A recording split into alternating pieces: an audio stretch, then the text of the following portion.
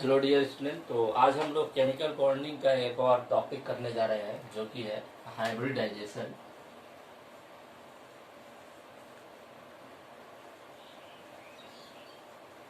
Hybridisation बेटा इसे हिंदी में हम लोग संकरण कहते हैं। संकरण यानी कि हाइब्रिडाइजेशन होता है ये। अच्छा, हाइब्रिडाइजेशन कहने का मतलब क्या है कि जब कोई सभी एटम या मॉलिक्यूल जब कंबाइंड होता है तो एक नया कंपाउंड बनाता है और उस कंपाउंड का हमको स्ट्रक्चर पता करना होता है हाइब्रिडाइजेशन के अंदर। तो हाइब्रिडाइजेशन बेसिकली आपको क्या बताता है, स्ट्रक्चर के बारे में बताता है। किसके बारे में बताया गया? स्ट्रक्चर यानी कि संरचना के बारे में बताया है ना। जैसे मैं एग्जांपल ले लेता हूँ XeO2F2 या एक और मैं एग्जांपल लेता हूँ CH4।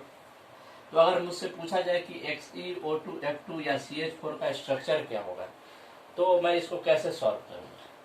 तो इसी के स्ट्रक्चर के बारे में जो पढ़ना है वो क्या कहलाता है? हमारा हाइब्रिडाइजेशन यानी कि संकरण।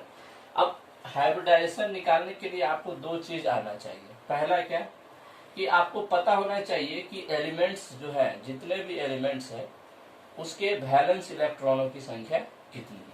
तो जैसे कि मैं आपको यहाँ पे कुछ बता रहा हूँ, आप ध्यान से देखिएगा। जैसे मैं ले रहा हूँ कार्बन, तो आप याद रखिए कार्बन में 4 वैलेंस इलेक्ट्रॉन होते हैं। उसके बाद मैं ले रहा हूँ ऑक्सीजन, ऑक्सीजन में आपका 6 वैलेंस इलेक्ट्रॉन होता है। उसके बाद मैं अगर ले रहा हूँ अगला क्या, नाइट्रोजन, तो नाइट्रोजन में 5 वैलेंस इलेक्ट्रॉन होते हैं। उसके बाद अगर मैं ले रहा हूँ एक और, जैसे सपोज कीजिए Xe जेनॉन, तो जेनॉन का 8 वैलेंस इलेक्ट्रॉन है ना। उसके बाद अगर मैं ले रहा हूँ हाइड्रोजन, तो हाइड्रोजन का कितना होता है? 1। उसके बाद मैं ले रहा हूँ फ्लोरीन, क्लोरीन, ब्रोमीन और आयोडीन, तो बेटा इस सब का कितना होता है? 7। जनरली इसी सभी के कॉम्बिनेशन से ही कंपाउंड्स बनाए जाते हैं और उन कंपाउंड्स का आपको क्या करना पड़ता है? हाइब्रिडाइजेशन पता करना पड़ता है। तो आप कार्बन का याद रखेंगे 4, ऑक्सीजन का याद रखेंगे 6, नाइट्रोजन का याद रखेंगे 5 और Xe का याद रखेंगे 8 और हाइड्रोजन का 1 होता है। ब्रोमीन, क्लोरीन, ब्रोमीन, आयोडाइड का कितना होता है? 1 होता है। तो ये तो हो गया, आपको वैलेंस इलेक्ट्रॉन पता होना चाहिए सभी का। इतना का अगर आप याद कर लेंगे तो आपसे क्वेश्चन नहीं छूटेगा। अब आइए नेक्स्ट हम लोग देखते हैं कि हाइब्रिडाइजेशन निकालने का क्या प्रोसेस है। तो हाइब्रिडाइजेशन निकालने के लिए आपको मैं एक फॉर्मूला बता रहा हूं, उस फॉर्मूला को आपको याद रखना है ना। फॉर्मूला क्या होता है? हाइब्रिडाइजेशन बराबर होता है Hb बराबर होता है बॉन्ड पेयर, Bp का मतलब होता है bond pair electron plus lone pair electron, है ना। Bond pair electron plus lone pair electron को जब हम ऐड कर देते हैं तब हमारा क्या बन के आता है? हाइब्रिडाइजेशन बन के आता है। अब बॉन्ड पेयर और लोन पेयर इलेक्ट्रॉन कैसे पता करेंगे वो आइए देखते हैं, है ना। तो इसमें मैं दो केस बना रहा हूं। पहला केस क्या है कि जब हाइड्रोजन उपस्थित हो, हाइड्रोजन क्या हो? उपस्थित हो। हाइड्रोजन जब उपस्थित हो यानी कि अवेलेबल हो तो आपको क्या करना है? सिंपल सा, और साथ में यहाँ पे लिख लेंगे प्लस माइनस इलेक्ट्रॉन, कि अगर प्लस चार्ज है तो एक इलेक्ट्रॉन रिमूव हो गया, माइनस चार्ज है तो एक इलेक्ट्रॉन ऐड हो गया, है ना। जब हाइड्रोजन उपस्थित हो तब क्या करेंगे? तब आपको क्या करना है?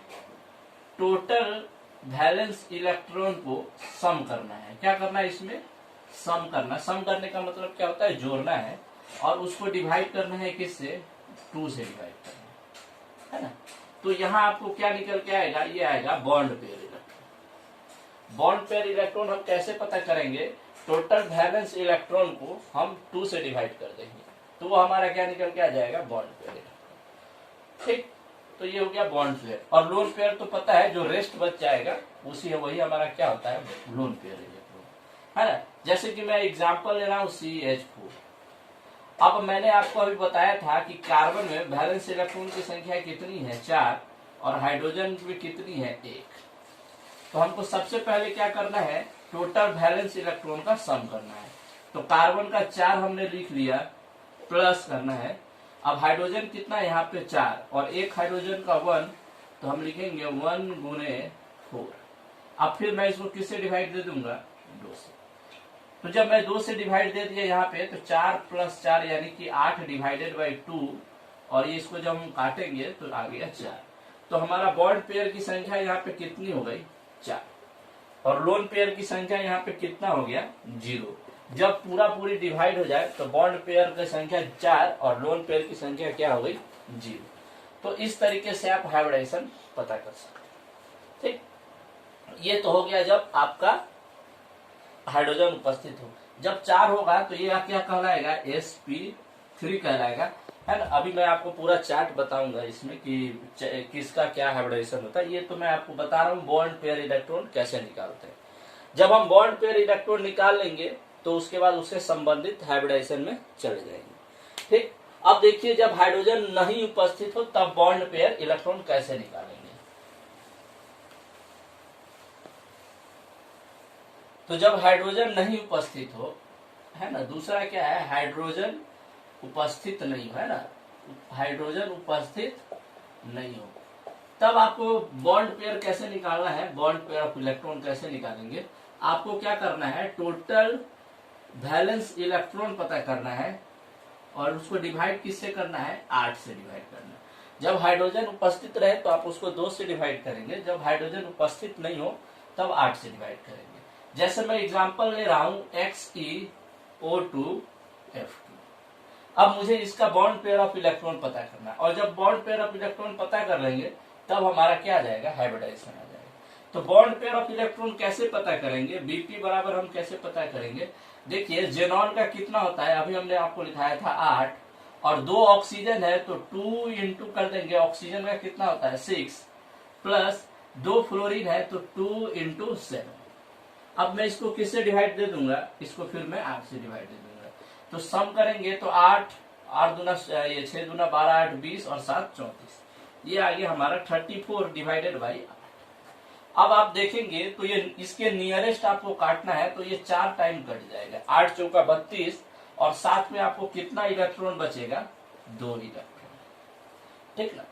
अब मैं आपको एक चीज बताने जा रहा हूं, क्या कि यदि 2 इलेक्ट्रॉन हो तो वो 1 लोन पेयर के बराबर होता है।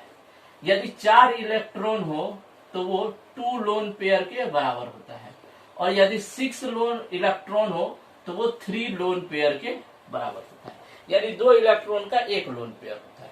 अब मैं इसका अगर हाइब्रिडाइजेशन निकालूं तो ये 4 जो हमारा क्या कहलाएगा?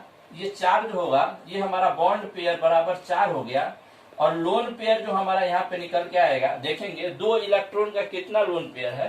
1 लोन पेयर है ना।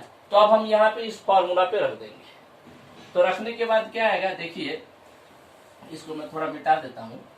बॉन्ड पेयर का संख्या कितना है? 4, और लोन पेयर का संख्या कितना है? 1। तो 4 और 1 को जब हम ऐड करेंगे तो 5 हो जाएगा, और 5 होने पर क्या होता है? हाइब्रिडाइजेशन sp3d हो जाएगा। अच्छा, आपको ये भी ध्यान रखना है कि अगर ये 5 है तो इधर भी हम सम करेंगे तो 5 आना चाहिए। जैसे एक S है, 3 P और 1 D है, तो इस चारों को जब हम ऐड करेंगे तो 3 और 1 4 और 1 5, मतलब LHS बराबर क्या हो गया? RHS। तो इस तरीके से आप इसका हाइब्रिडाइजेशन पता कर सकते हैं, है ना। पहला केस हमने आपको क्या बताया कि जब हाइड्रोजन उपस्थित हो तो हमको टोटल वैलेंस इलेक्ट्रॉन काउंट करना है, और उसको हमको 2 से डिवाइड करना है। और जब हाइड्रोजन उपस्थित नहीं हो तब हमको क्या करना है? टोटल वैलेंस इलेक्ट्रॉन काउंट करना है, और उसको हमको 8 से डिवाइड करना है। अच्छा बच्चों, आपके पास क्या होगा? एनसीईआरटी होगा, एनसीईआरटी पुस्तक होगा। एनसीईआरटी पुस्तक में आप जाएंगे केमिकल बॉन्डिंग के अंदर जब जाएंगे केमिकल बॉन्डिंग के अंतर्गत, तो आपको ना 2 चार्ट मिलेगा हाइब्रिडाइजेशन का। उस चार्ट में से क्या करना है? आपको स्ट्रक्चर याद कर लेना है। ठीक, कि यदि 4 बॉन्ड पेयर है और 1 लोन पेयर है, 4 बॉन्ड पेयर और 1 लोन पेयर है, तो उसका स्ट्रक्चर क्या होगा। तो इस तरीके से आप इसको पता कर सकते हैं हाइब्रिडाइजेशन को। बहुत आसान तरीका होता है, जैसे कि मैं अभी कुछ आपको बता रहा हूं। कुछ स्ट्रक्चर मैं आपको लिखा दे रहा हूं अभी, जिनको आप याद करके रखेंगे तो आपको वो एग्जाम में वही सब आता है जनरली, है ना।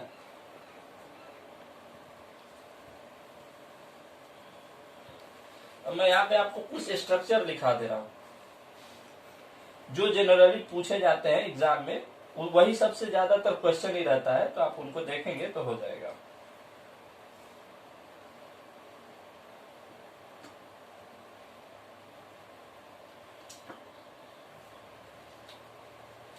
पहला मैं ले रहा हूं क्या,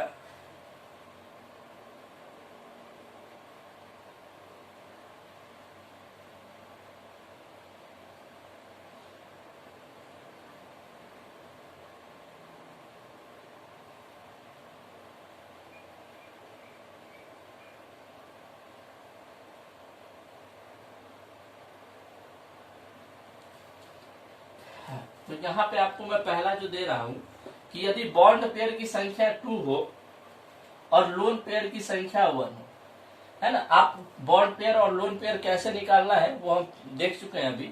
अब हम अगर हम बॉन्ड पेयर और लोन पेयर जब पता कर लेंगे तब उसके बाद उसकी स्ट्रक्चर क्या होगा वो देखेंगे। तो अगर बॉन्ड पेयर की संख्या 2 हो और लोन पेयर की संख्या 1 हो, इसको जब हम ऐड करेंगे तो ये आएगा 3।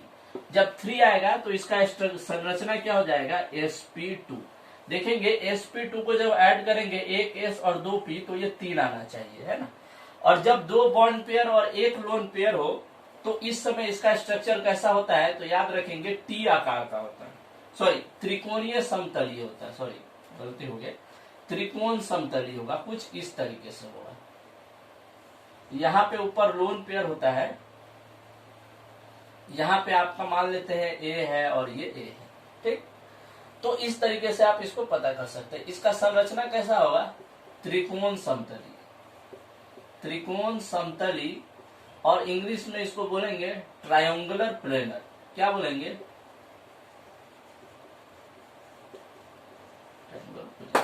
ठीक। ये हो गया। अब इसको, ये तो हो गया जब बॉन्ड पेयर 2 हो और लोन पेयर 1 हो। अब दूसरा हम देखते हैं क्या, जब बॉन्ड पेयर की संख्या 2 हो और लोन पेयर की संख्या भी कितनी हो, 2 हो। जब हम इसको ऐड करेंगे तो ये आ जाता है 4, और 4 जब आएगा तो संकरण यानी कि हाइब्रिडाइजेशन कितना होगा आपका, sp3, ठीक। और इसका स्ट्रक्चर कैसा होगा, इसका स्ट्रक्चर होता है चतुष्फलकीय। चतुष्फलकीय कहने का मतलब क्या, जैसे सपोज कीजिए इस तरीके से कुछ बनेगा इसका स्ट्रक्चर।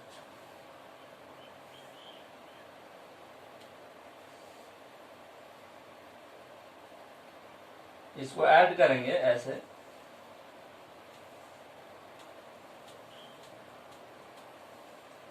है ना। ये होता है टेट्राहेड्रल। एक सेकंड, इसको मैं हटा देता हूँ थोड़ा सा। यहाँ पे लोन पेयर,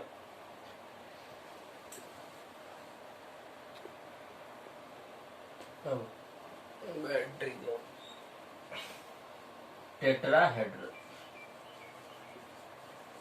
है ना। इस तरीके से आपको करना। अगला मैं जा रहा हूं, 2 और 2 हो गया। अब मैं जा रहा हूं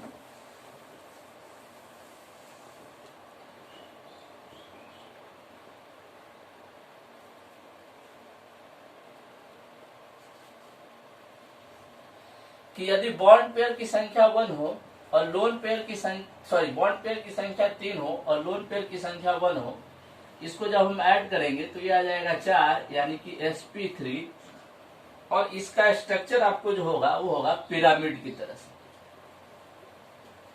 पिरामिड की जैसा होगा। पिरामिड के जैसा कहने का मतलब क्या, कुछ इस तरीके से होगा।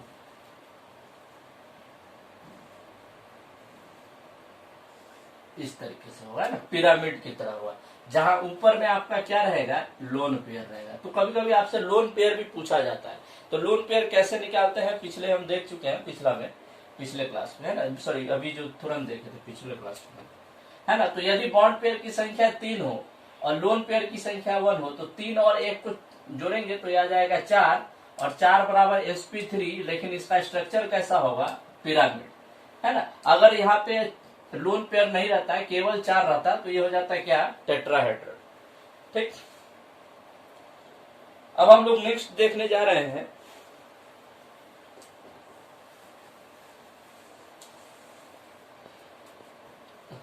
हम लोग क्या देख रहे हैं कि यदि बॉन्ड पेयर की संख्या 4 हो और लोन पेयर की संख्या कितनी हो, 1 हो, ऐड करेंगे तो ये आ जाएगा 5, और 5 क्या होता है sp3d, sp3d।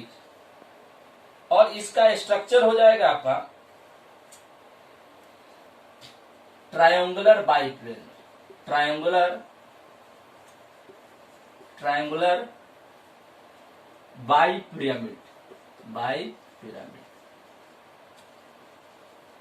Triangular by pyramid. अब इसका स्ट्रक्चर कैसे होगा वो देख लीजिए।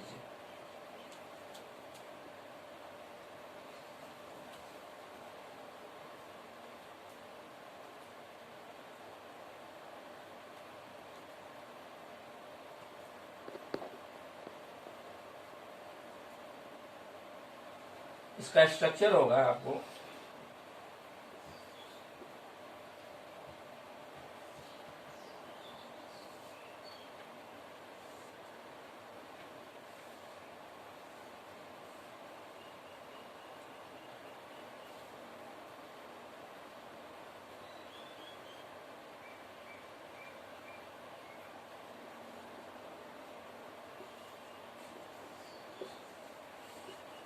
ये क्या होता है ट्रायंगुलर बाई पिरामिड, हिंदी में इसको बोलेंगे त्रिकोणीय द्वि पिरामिड।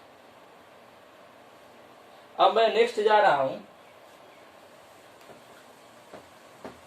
जो एग्जाम में आता है वही बता रहा हूं। अगर बॉन्ड पेयर की संख्या 5 हो और लोन पेयर की संख्या 1 हो, ऐड करेंगे तो ये हो जाएगा 6, और 6 बराबर होगा sp3d। और इसका स्ट्रक्चर क्या हो जाएगा स्क्वायर पिरामिड, स्क्वायर पिरामिड है ना। या इसको अगर सिंपल सा बोले तो ये किसके अंतर्गत आएगा, ओक्टाहेड्रल के अंतर्गत आता है। ओक्टाहेड्रल के अंतर्गत ये आएगा जब बॉन्ड पेयर 5 हो और लोन पेयर 1 हो। स्क्वायर पिरामिड कहने का मतलब क्या है, कुछ इस तरीके से होगा इसका शेप।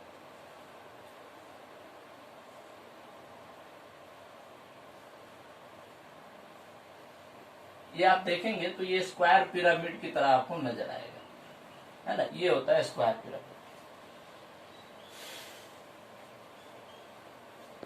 नेक्स्ट क्या है हमारा, नेक्स्ट और अंतिम जो है, यदि बॉन्ड पेयर की संख्या कितनी हो 4 हो और लोन पेयर की संख्या 2 हो, ऐड करेंगे तो आ जाएगा 6 sp3d2।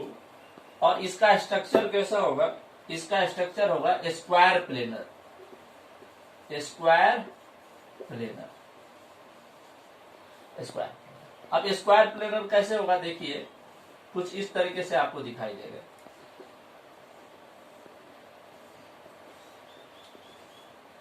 ऊपर में एक इलेक्ट्रॉन, नीचे एक इलेक्ट्रॉन, और यहाँ पे बी बी बी और बी, तो ये स्क्वायर प्लेनर होगा, है ना। तो ये सब जनरली पूछे जाते हैं जेईई मेंस और नीट की परीक्षाओं में। अगर आपको क्या निकालना हो, हाइब्रिडाइजेशन निकालना हो, सबसे पहले आप क्या पता करेंगे, बॉन्ड पेयर। और जब बॉन्ड पेयर पता कर लेंगे तो देखेंगे अगर इलेक्ट्रॉन बच रहा है तो इलेक्ट्रॉन जब बचे तो उसको ऐड कर देंगे। ऐड करने के बाद क्या होगा, आपका हाइब्रिडाइजेशन निकल के आ जाएगा। हाइब्रिडाइजेशन निकल के आ जाएगा तो आपके पास क्या हो जाएगा, स्ट्रक्चर पता हो जाएगा। जनरली जो क्वेश्चन पूछे जाते हैं वो 4, 5, 6 से ही क्वेश्चन पूछे जाते हैं। यदि बॉन्ड पेयर मतलब हाइब्रिडाइजेशन बराबर bond pair plus lone pair का सम अगर 4 आ गया तो 4 से नीचे 5, 6 आगे आगे बढ़ते जाएंगे और उसका स्ट्रक्चर आप याद कर लेंगे। स्ट्रक्चर कहाँ से याद करेंगे, तो आपको एनसीईआरटी पुस्तक होगा, एनसीईआरटी पुस्तक में, एनसीईआरटी बुक में आपको मिल जाएगा, है ना। केमिकल बॉन्डिंग में जाएंगे और 4, 5, 6 से नीचे तक आप याद कर लेंगे, तो वहीं से जनरली क्वेश्चन पूछे जाते हैं। एक आध दो एक्सेप्शन होता है, जैसे I3 का, I3 माइनस का, है ना। तो ये आप याद रखेंगे, ये क्या होता है, प्लेनर होता है, एक प्लेन में आता है, ये प्लेनर होता है इसका स्ट्रक्चर। ये पूछा गया था जेईई एडवांस का में, ये बहुत पहले पूछा गया था, है ना। तो चलिए हम लोग फिर नेक्स्ट क्लास में मिलते हैं।